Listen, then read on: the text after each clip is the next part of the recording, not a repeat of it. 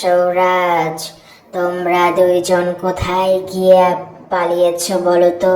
সায়েদা, সৌরাজ, তোমাদের দুইজনকে লালটু ভূত খুঁজে বেড়াচ্ছে।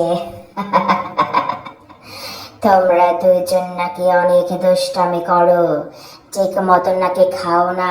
সায়েদা, সৌরাজ, তোমাদের দুইজনকে আজকে আমি ধরে নিয়ে যাব আমার লালটু ভূতের রাজ্যে।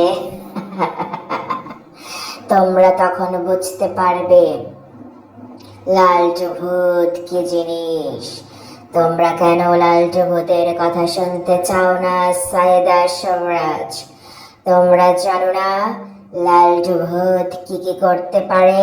সায়েদা, সৌরাজ, মনে রাখবে, ছোট বাবুদের বেশি বেশি খেতে হয়, বেশি বেশি পড়াশোনা করতে হয়। সায়েদা, সৌরাজ, তোমরা যদি পড়াশোনা না করো তাহলে জ্ঞান অর্জন করতে পারবে না।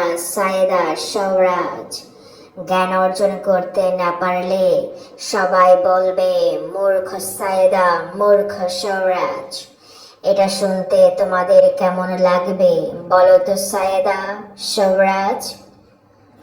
এখনো সময় আছে, তোমরা দুইজন লক্ষ্মীবাবু হয়ে যাও। বেশি বেশি করে খাও, বেশি বেশি করে পড়াশোনা করো। সায়েদা, সৌরাজ, আর দুষ্টামি করবে না। তোমরা দুইজন এত টিভি দেখো কেন বলো তো? সায়েদা, সৌরাজ, এত টিভি দেখলে কি হবে?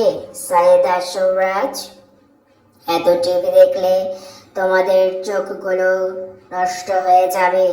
বেশি মোবাইল দেখবে না। তোমরা জানো না মোবাইলে আমি লালটু ভূত থাকি?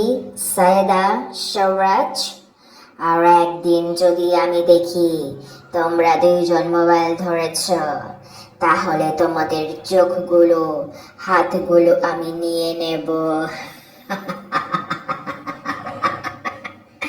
আমাকে তোমরা কেউ চিনতে পারোনি, এখনো সময় আছে। লালটু ভূতের কথা শুনে চলো।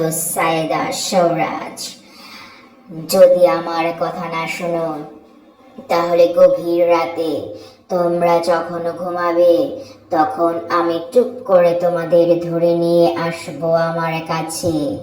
আমার রাজ্যের নাম লালটু ভূতের রাজ্য। আমার রাজ্যে তোমাদের মতো অনেক ছোট ছোট বাবুরা আছে। তোমাদের সবাইকে আমি একসাথে ধরে রেখে দেব। এখনো সময় আছে, ভালো হয়ে যাও।